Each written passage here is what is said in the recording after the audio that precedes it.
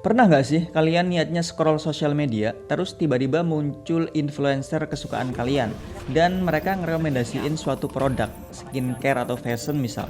Padahal awalnya kita tuh nggak butuh-butuh banget nih sama tuh produk, tapi rasanya kok tergoda ya buat beli. Lalu setelah kita beli, kita mempertanyakan ke diri sendiri, kenapa ya gue beli ini? Selamat, itulah impulse buying. Tenang, kalian nggak sendirian kok. Impulse buying atau pembelian impulsif nggak selalu buruk juga. Tapi jika dilakuin berlebihan, ya lama-kelamaan gaji kita nggak tahu nih nguap kemana. Di video kali ini aku mau ngebahas tentang kebiasaan impulse buying. Aku memakai dua pendekatan. Yang pertama dari sisi produsen karena aku sendiri juga orang marketing. Yang kedua dari sisi konsumen karena aku juga pembeli. Sebelum lanjut, kita bahas fakta medisnya terlebih dahulu. Belanja secara impulsif, Impulse buyer, impulse buying, impulsive buying. impulsif baik. Lu lebih baik nyesel beli daripada nyesel nggak beli. Tahu nggak? Ternyata impulse buying itu nggak cuman soal keinginan beli aja. Ini juga berkaitan sama yang namanya dopamin, hormon kebahagiaan yang ada di otak kita. Jadi pas kita lihat produk yang menarik atau udah berdiskon, otak kita tuh kayak langsung ngelepas dopamin yang bikin kita kayak ngerasa puas dan senang. Tapi di sisi lain ini juga yang bikin kita kadang kecanduan belanja. Setelah beli sesuatu, dopamin kita naik, kita seneng, tapi ya setelah itu perasaan itu ngilang gitu aja dan kita pengen belanja lagi. Menurut Brian Knudsen, seorang profesor psikologi dan neuroscience dari Stanford University, aktivitas di otak kita meningkat pas lihat produk yang kita pengen. Jadi kita tuh kayak cenderung berlama-lama ngelihat produk itu, lalu ngebandingin tuh dengan produk-produk lain yang serupa. Dan ini tuh yang bikin kita susah nolak buat beli. Dan menurut penelitian juga dari Tiford and Hertzstein yang berjudul Gender Difference in Impulse Buying mencatatkan bahwa perempuan cenderung lebih sering melakukan impulse buying karena respon dopamin mereka lebih kuat terhadap stimulus belanja. Siklusnya kurang lebih kayak gini. Nanti kalian pause terus kalian capture ya, kalian baca sendiri. Jadi kalau kalian sering ngerasa kecanduan belanja, ya itu sebenarnya wajar. Karena otak kita tuh lagi ngejar dopamin. Otak kita ngejar rasa puas. Tapi kita harus belajar buat lebih mindful sama kebiasaan belanja kita. Biar keuangan kita tuh lebih sehat.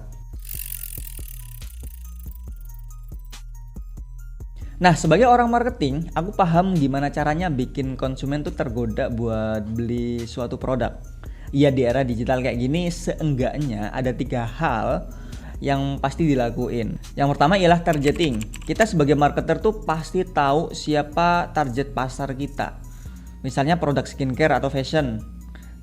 Biasanya targetnya adalah perempuan atau laki-laki usia 18 sampai 35 tahun yang aktif di sosial media. Nah, kalian yang masuk kategori ini pasti sering banget nemuin iklan-iklan skincare atau fashion di sosial media kalian atau apapun lah produk kesukaan kalian.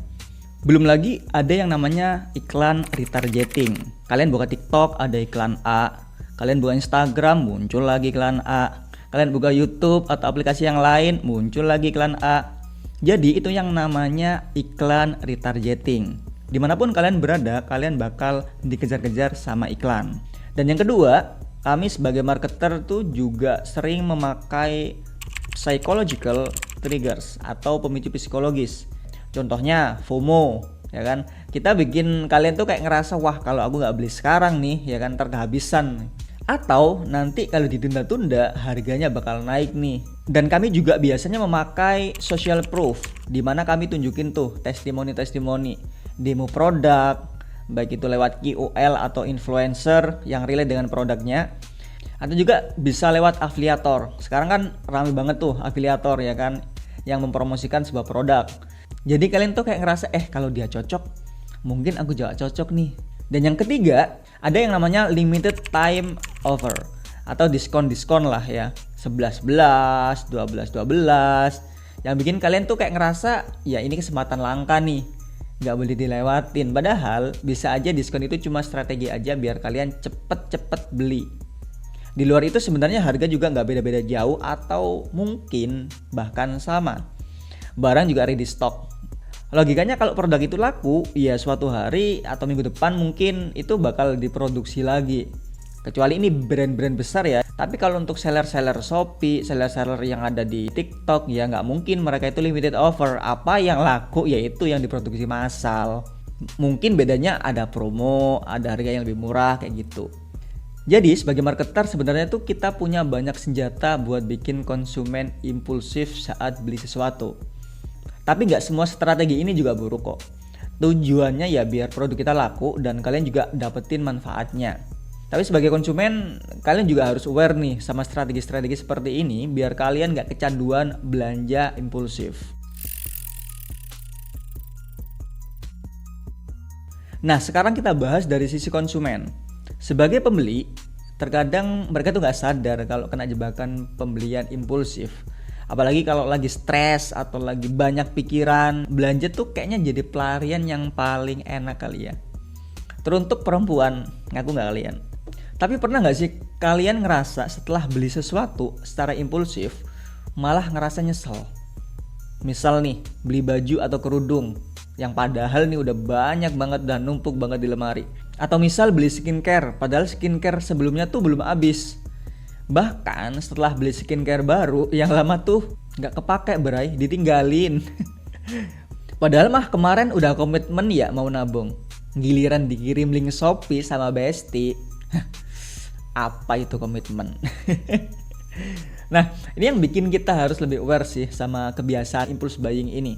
Yang menurut penelitian yang dilakukan oleh Rogue di tahun 1987, 75% pembelian impulsif itu sebenarnya dipicu oleh emosi. Jadi kalau kita lagi seneng, kita belanja. Lagi sedih, kita belanja. Lagi stres, kita belanja. Ya emosi ini yang bikin kita itu nggak mikir panjang saat belanja. Intinya apapun mood kita, belanja tuh kayaknya jadi solusi ya. Kedua, kemudahan transaksi. Sekarang tuh belanja online tinggal klik-klik aja nggak sih? Bayarnya pakai dompet digital, e-wallet, atau kartu kredit.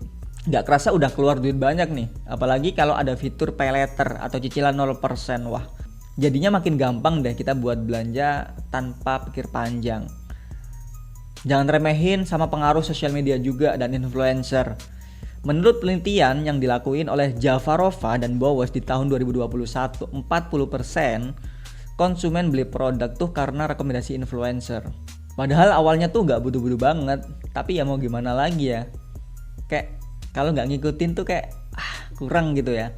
Jadi kalau kalian sering tergoda sama konten rekomendasi atau unboxing, ya kalian gak sendirian. Di luaran sana juga banyak kok.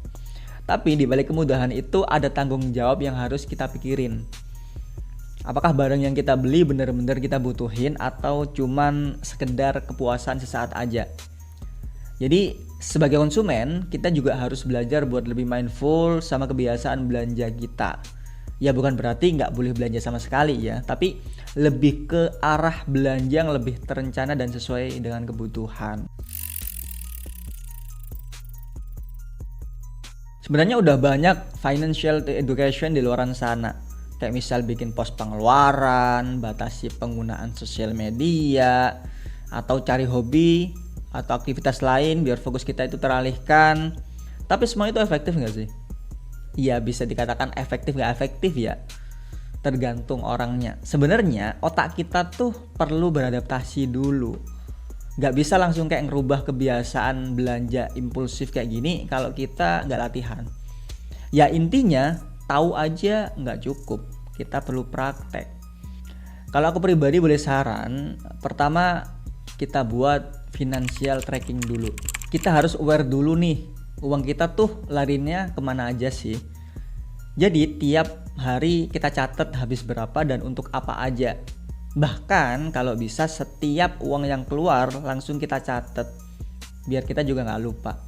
Pokoknya nyatet deh. Meskipun belum yang benar-benar bisa ngerem ya. Tujuan dari nyatet ini tuh agar otak kita terbiasa dulu dan mengingat setiap detail pengeluaran kita.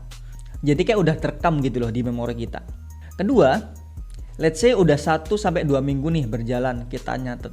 Setelah itu kita evaluasi, kita lakuin filtering, mana yang prioritas, mana yang kewajiban, mana yang kebutuhan, keinginan, dan sebagainya.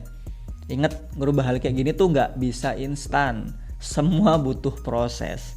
Ya, kalau pengen lebih ekstrim, kita batasi akses. Misal aplikasi di handphone kita taruh di halaman yang paling belakang, atau notifikasinya kita matiin.